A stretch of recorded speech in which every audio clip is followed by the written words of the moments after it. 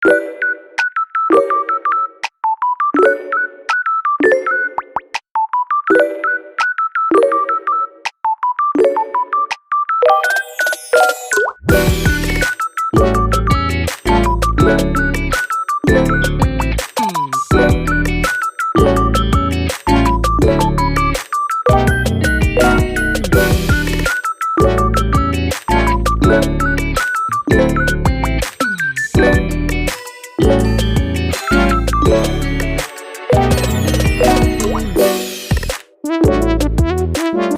don't know what you're talking about. Francis, this is madness. Hindi magagawa ng anak ko ang manloko. Huwag na kayong magsinungaling sa akin. Nandito, di ba, tita?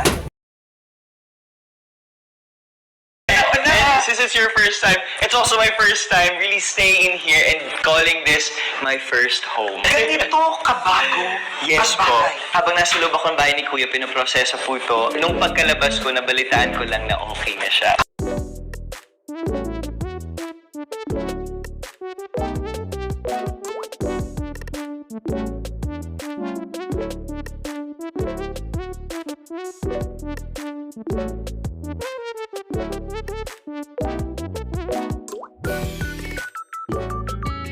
Bakit napakahirap para sa inyo, young men, tanggapin na may mga girlfriends kayo?